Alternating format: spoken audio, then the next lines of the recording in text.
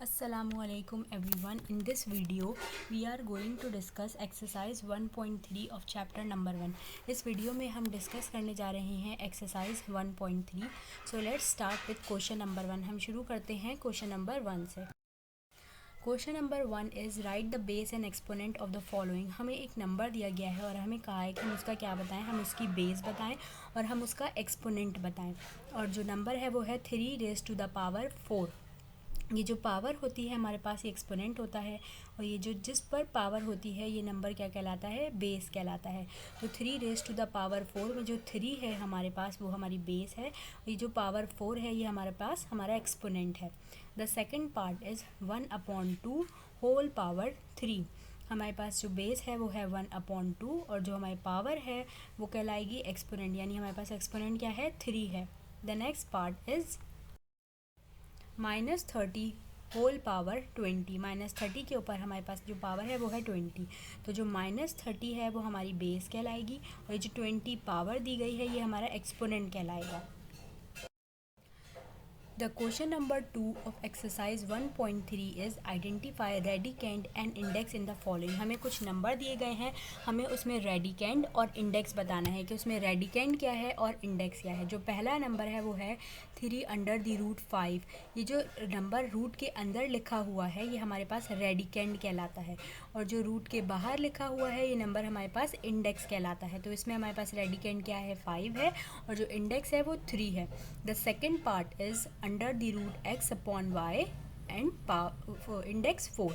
जो रूट के अंदर नंबर है यानी x/y ये हमारा रेडिकेंड है और जो रूट के बाहर नंबर है वो हमारा इंडेक्स है यानी 4. The third part is x² y z and और जो बाहर हमारे पास इंडेक्स है वो है 5. तो ये अंडर द रूट के अंदर जो हमारे पास वैल्यूज़ हैं या वेरिएबल्स हैं x² y और z ये हमारे पास हमारे रेडिकेंड हैं और ये जो रूट के बाहर 5 है ये हमारा इंडेक्स है. Question number 3 of exercise 1.3 is transform the following into exponential forms. Question number 3 exercise 1.3 का क्या है कि हमें कुछ नंबर्स दिए गए हैं, हमें उन्हें किस में ट्रांसफॉर्म करना है. ट्रांसफॉर्म यानी चेंज करना है. किस में चेंज करना है, एक्सपोनेंशियल फॉर्म में लेके आना है हमें उन्हें. जो पहला पार्ट है वो है अंडर द रूट 3/4. हमने सॉल्यूशन की हेडिंग डाली, क्वेश्चन कॉपी किया. द नेक्स्ट स्टेप इज़ ये जो हमारे पास अंडर द रूट है इसकी वैल्यू होती है 1/2. तो हमने रूट की जगह क्या लिख दिया, 1/2, यानी हमने एक्सपोनेंट लगा दिया. ठीक है. पिछले क्वेश्चन नंबर 1 में हमने डिस्कस किया था कि एक्सपोनेंट क्या होता है. किसी भी नंबर के ऊपर जो पावर होती है वो एक्सपोनेंट कहलाता है. तो हमने इस रूट की जगह क्या लगा दिया, 1/2 लगा दिया. तो ये हमारे पास किस में आ गया, एक्सपोनेंशियल फॉर्म में आ गया. The part 2 is under the root x/y whole power 5.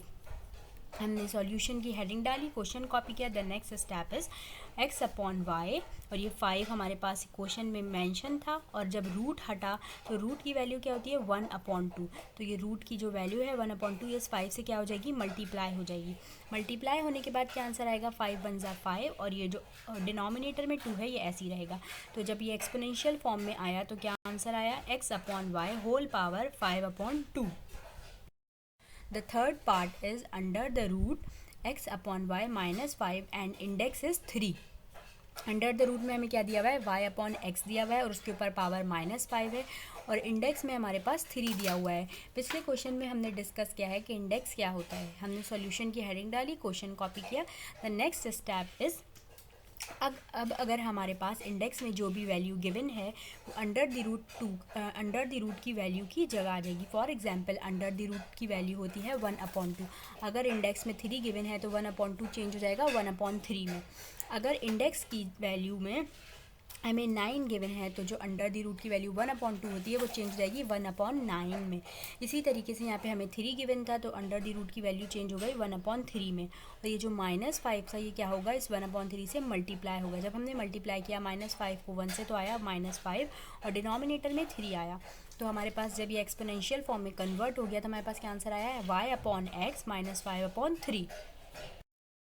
The fourth part is index 3 under the root y/z power 7. हमने इंडेक्स 3 रूट को हटाया तो हमारे पास क्या आया, 1/3 आया और हमने इसे 7 से मल्टीप्लाई कर दिया तो आंसर आया y/z raise to the power 7/3. The next part is under the root 9 27. 9 under the root 27। हमने सॉल्यूशन की हेडिंग डाली, क्वेश्चन कॉपी किया। अब जब ये 9 अंडर द रूट हटा तो हमारे पास क्या आंसर आया, 27 के ऊपर क्या पावर आई, 1/9, यानी ये एक्सपोनेंशियल फॉर्म में आ गया। The 6th part is under the root -64 power 2, और इंडेक्स में हमें क्या गिवन है, हमें 3 गिवन है। तो जब ये अंडर द रूट इंडेक्स 3 हटा तो हमारे पास क्या आंसर आया, 1/3 आया। तो हमने इस 1/3 को इस 2 से मल्टीप्लाई कर दिया जो हमें पहले से पावर गिवन थी, तो हमारे पास आंसर आया -64 to the power 2/3। The part 7 is index 3 under the root 1/2 power m।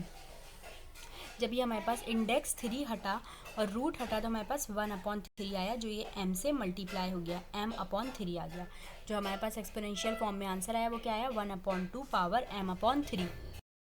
The next part is index 5 under the root xy raise to the power 3। जब हम ये इंडेक्स 5 अंडर द रूट हटाएंगे तो हमारे पास क्या आएगा, 1/5 आएगा, और ये जो 3 है ये इस 1/5 से मल्टीप्लाई हो जाएगा। तो 3 1/5 से मल्टीप्लाई होगा तो क्या आंसर आएगा, 3/5। The next part is index 3 under the root 4/3। हमारे पास यहाँ पे 2 अंडर द रूट गिवन है। पहली जो अंडर द रूट है उसमें हमें इंडेक्स 3 गिवन है, और जो सेकंड अंडर द रूट है वो ब्लैंक है। तो हमने सबसे पहले ये पहली वाली अंडर द रूट हटाई। जब हमने ये पहली वाली अंडर द रूट हटाई, इसकी इंडेक्स की वैल्यू 3 थी तो हमारे पास आया 1/3।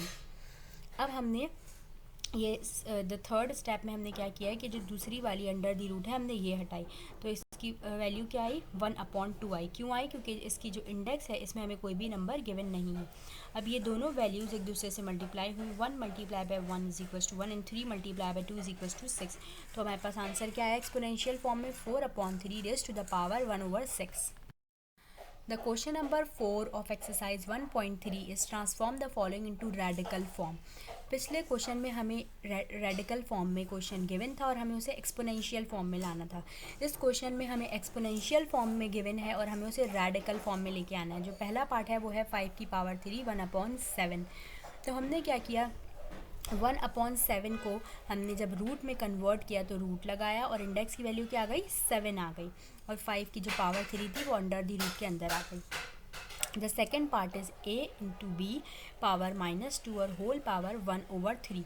तो हमने अंडर द रूट लगाया और इंडेक्स में हमारे पास क्या आ गया, 3 आ गया, क्योंकि ये 1/3 की वजह से इंडेक्स में क्या आया, 3 आया, और ये a b के ऊपर पावर -2 हमारे पास अंडर द रूट में आ गई। The third part is 5/7 power 3 whole power 5/7। सबसे पहले हमने क्या किया कि इस 3 को इस 5 से मल्टीप्लाई कर दिया। जब हमने 3 को 5 से मल्टीप्लाई किया हमारे पास आंसर आया 3 5 = 15, और 1/7 यहाँ पे हमारे पास बचा। तो जब हमारे पास 1/7 बचा तो हमने क्या किया, इंडेक्स में 7 लिखा और रूट लगा दिया, और 5/7 के ऊपर पावर क्या आई, 15 आई। ये 15 हमारे पास कैसे आया पावर में, हमने इस 3 को इस 5 से मल्टीप्लाई किया, 3 5 = 15, 15/7 हो गया। फिर हमने इस 15/7 को ब्रेक कर लिया 15 में और 1/7 में। क्यों ब्रेक किया, अंडर द रूट लगाने के लिए। 1/7 में जब ये ब्रेक हुआ तो हमने रूट लगाया और इंडेक्स में value 7 they the. The next part is b/a power -m/2। अब इसे अंडर द रूट में लाने के लिए हमने क्या किया, पावर को ब्रेक किया, -m और 1/2 में। -m जो थी उसको हमने पॉजिटिव m कर लिया, -m को हमने +m कर लिया। कैसे किया, ये जो b/a था हमने इसको रेसिप्रोकल कर दिया, यानी a/b कर दिया। कैसे किया कि जो नीचे वैल्यू थी वो ऊपर चली गई, न्यूमरेटर में शिफ्ट हो गई, और जो ऊपर वैल्यू थी न्यूमरेटर में वो नीचे आ गई, यानी डिनोमिनेटर में शिफ्ट हो गई। तो ये जो इसकी पावर नेगेटिव थी -m था, ये +m हो गया। अब हमारे पास ये बचा 1/2। 1/2 की जगह क्या आ गया, अंडर द रूट आ गया। The next part is 11/3 multiply by 12/3 होल पावर 1/5। हमने इस पूरी वैल्यू को अंडर द रूट में रखा और इस 1/5 की वजह से इंडेक्स में हमारे पास क्या आ गया, 5 आ गया।